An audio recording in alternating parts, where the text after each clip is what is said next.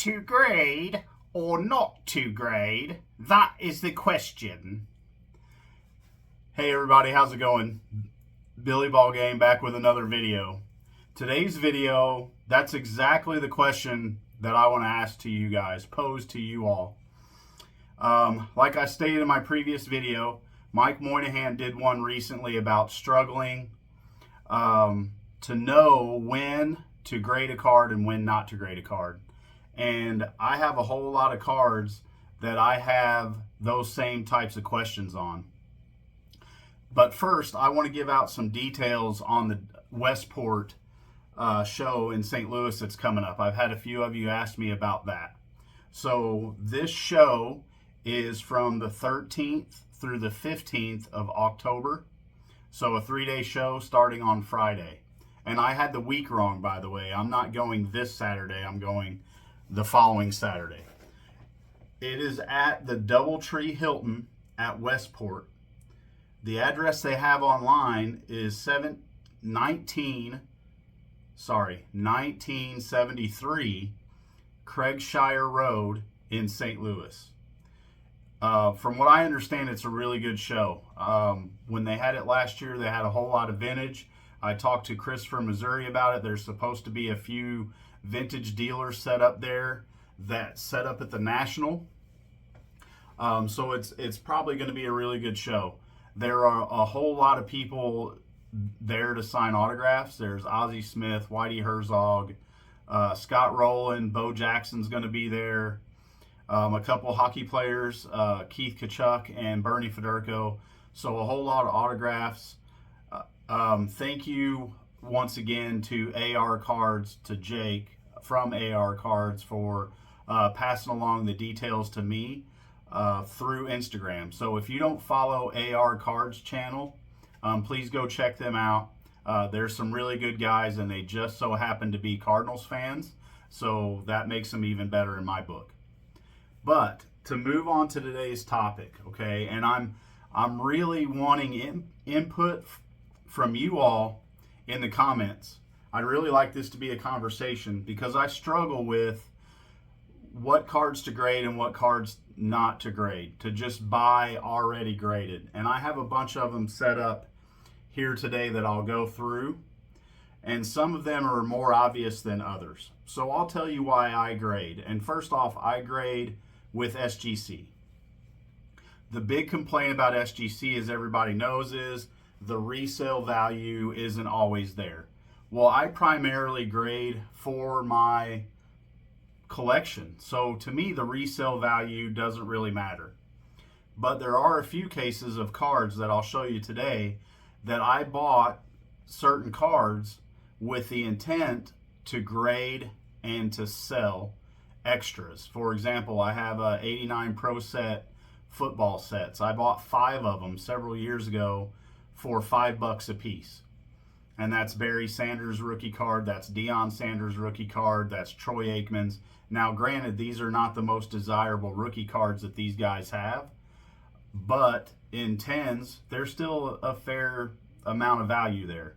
So my initial thought was I'll buy these 5 sets for $5 a piece, grade all these big star rookie cards, maybe keep a 10 or keep a 9, and then sell the rest of them to help kind of fund my collection. So that's one thought process I go through in why to grade or not. And that's one specific example of cards that I bought with the intent to sell. So I have some of those that I'll show you, but also I grade cards for my, like I said, for my personal collection. I've got Ken Griffey Jr. cards set out that I'm going to go through. I've got Ozzie Smith. I've got Nolan Ryan. Those are players I'm going to work on player runs for.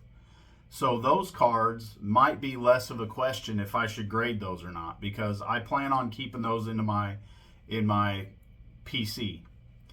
But where I struggle with that is, let's equate this to buying a car. If you plan on buying a car that you plan on driving for a few years and then trading in, Well, there's never a time where it makes sense to overpay for a car, right? So for me, some of these cards, let's say it's a $20 card and a 9. I'm going to pay $15 to get it graded.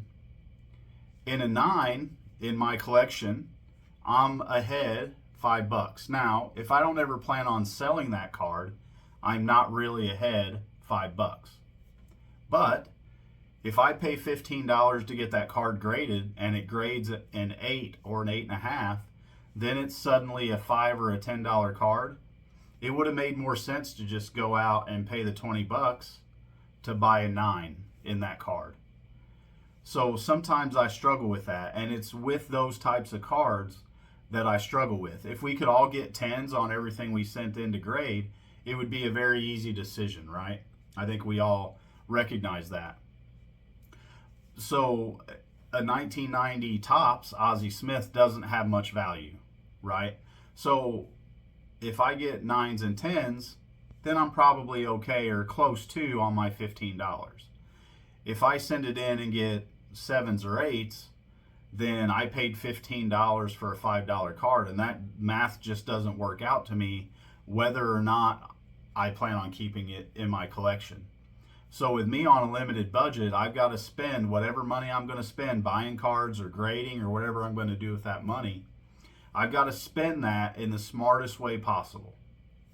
So again, those are some of those types of cards that I have questions with. And then I've got some more pulled out that are kind of more obvious, like, yeah, that's a cool card. You should grade that. But it's those cards in between, which make up the bulk of the cards that I want to get graded, that I'm trying to wrap my head around. Should I grade these, or should I go out and spend, $40 on a PSA 9 or an SGC 9 of an 86 Topps traded Barry Bonds? That's a card I want to have in my collection, probably graded as a 9. I have 2 of those that are ungraded right now. Does it make sense to send them in and grade them if I think they're going to get 9s? Or should I just buy those cards graded? And I think a big variance in there is, for me, the priority of that card. Obviously, I'm working on a 1960 Topps set. I buy all those cards graded. But beyond that, I collect Ken Griffey Jr., Ozzie Smith, Nolan Ryan, different stuff like that. And Hall of Fame rookie cards or big rookie cards from the 80s. So if this card is a low priority for me to buy in graded form, does it make sense to just have it graded? Because then I have the card graded. If it grades decently, then I have saved money. Then, as opposed to paying $40 or $50 for a card. So I go back and forth on this all the time. I hope I'm able to clearly communicate my thoughts on this, that it's not just a rambling bunch of mayhem, right? So everybody stick with me. I'm going to show you some specific examples of the cards that I'm talking about. And again, really, I want you guys' feedback on this video. If I struggle with it, other collectors out there are struggling with it too. And if I can help figure this out for myself, and in the process help figure it out for someone else, then that's the purpose of being on YouTube. One of the reasons to be on YouTube to begin with. So I hope you're still with me. Please stick by, and I'll show you some cards. And please forgive me for this long, rambling, winding intro. I'll be right back with you. All right, I'm back for the second part of the video. I'll start going through some cards with you. I've got a lot pulled out here. I'm probably not going to go through all of them, but I have them sorted out into kind of different categories where you can get an idea of the types of cards that I'm talking about. So here, for example, is an 89 Upper Deck Ozzie Smith. Now, this is a sharp card. I would like to have it graded in a 9 or a 10 because it's fairly inexpensive, right? I have a bunch of these.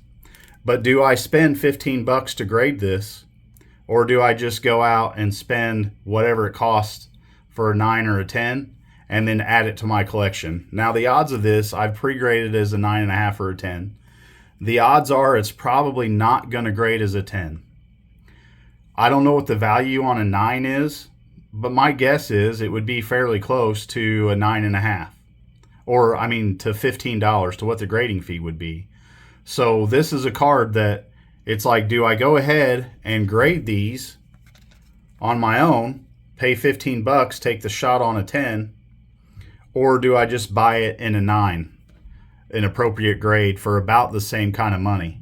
To me, it's kind of a wash, right? Buying a 9, I already have a 9. I paid what I paid for it. I don't have to worry about it being anything less than a 9. And then here's some Nolan Ryans that kind of fall into the same category, right? There's a 90 Topps, 5,000 strikeouts Upper Deck, 91 or 92 Upper Deck, I think that is 91 maybe. But some of this level of card, they don't have a lot of value. They have decent value in 10s. So it's a huge roll of the dice sending these in to get graded for my personal collection, hoping that I get 9s or 10s on all of them. And again, I review these cards. I think I'm pretty accurate usually with my pre-grades, but I see this in the 9.5 ballpark. So would I be safer to just buy that card already graded and not take the chance on what it's going to grade? But then again, these are kind of low priority cards in my collection, and how long am I going to wait to get these graded, to buy them already graded, when I have them sitting here already just waiting to grade? So these are cards definitely for my personal collection, for player runs. I know there's not a lot of value going into it, but for me, it's kind of a risk versus reward scenario.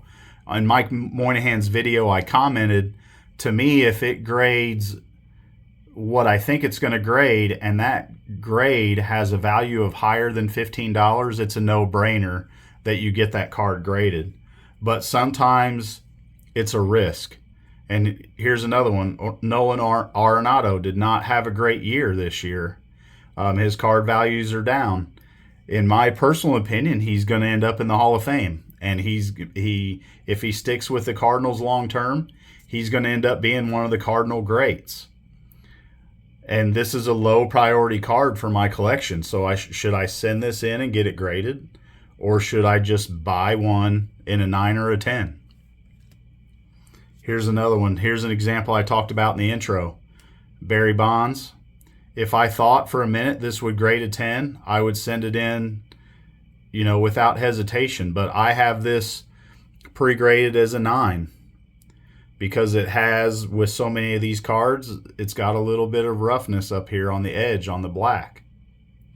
In a 9, that's in the $40 range. So you pay 15 bucks to get it graded, it comes back a 9. Even if you're going to keep it in your collection, that's an unrealized profit of 25 bucks. And here's another one that kind of falls into the same category. The Bo Jackson card. I've been chasing. I bought I don't know how many sets of this in Score, complete sets, trying to find one that's worth grading. So should I just go ahead and bite the bullet instead of chasing them? Chasing cards that I think are going to grade in the 9, 9.5, or 10 range, or just go out and buy a 9. So this one's another tough one for me. I love that card. I would love to have it in a 10. In all reality, this is not going to grade a 10. Best shot for this is probably a 9.5. And if it would grade a 9.5, I'd be ecstatic with that, and I would keep it in my collection.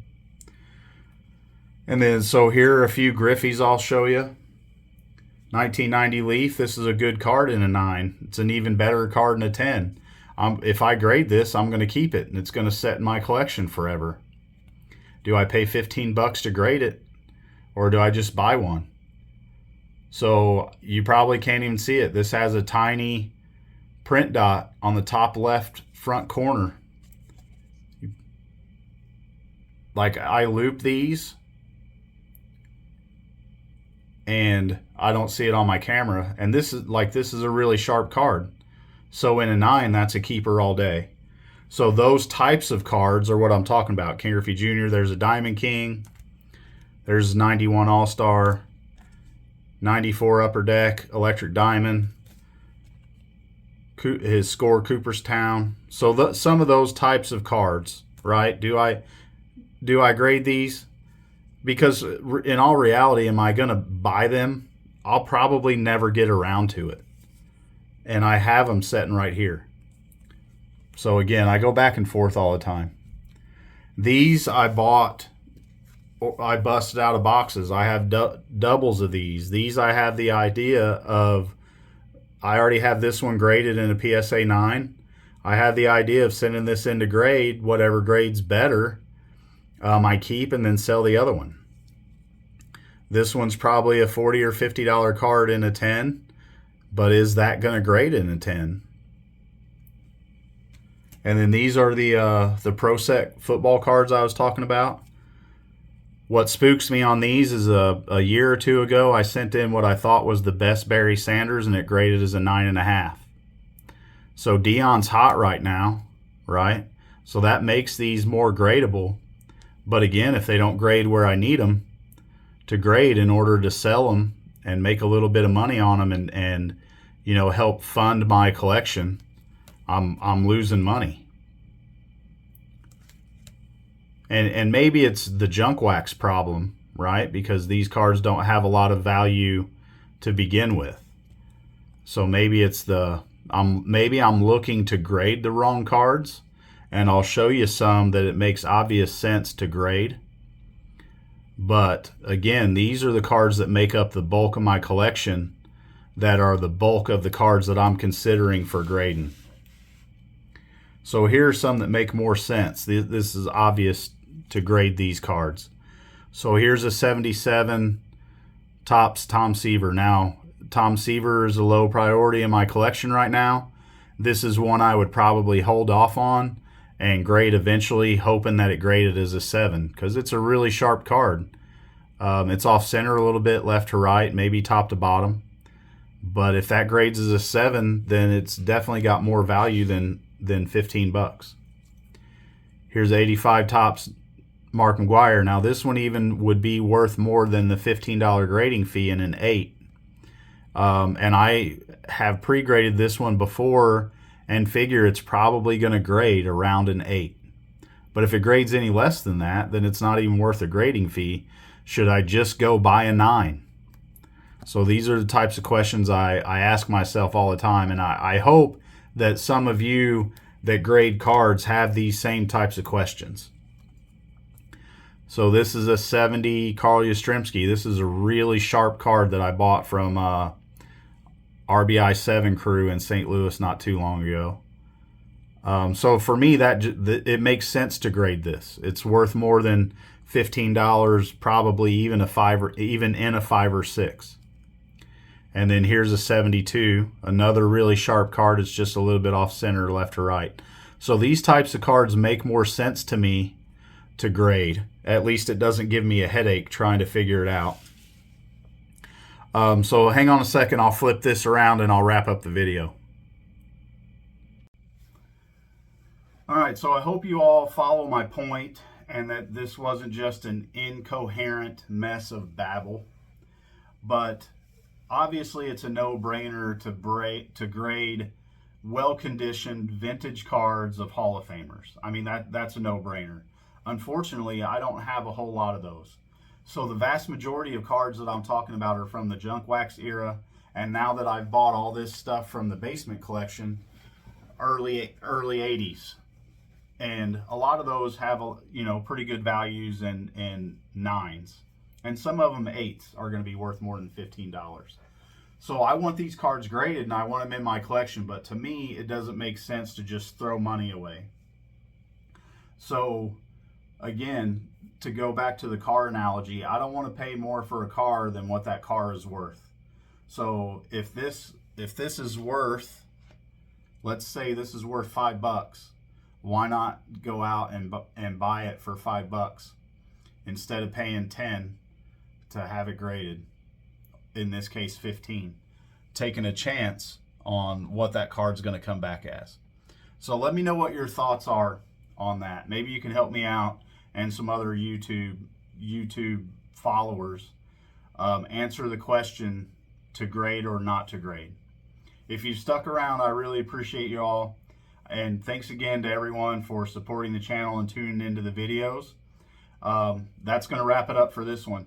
So I'll probably have another one out later this week and covering another topic that it's been on my mind for a while. So hope everybody has a good one. Thanks for watching. And until the next one, I'll talk to you later.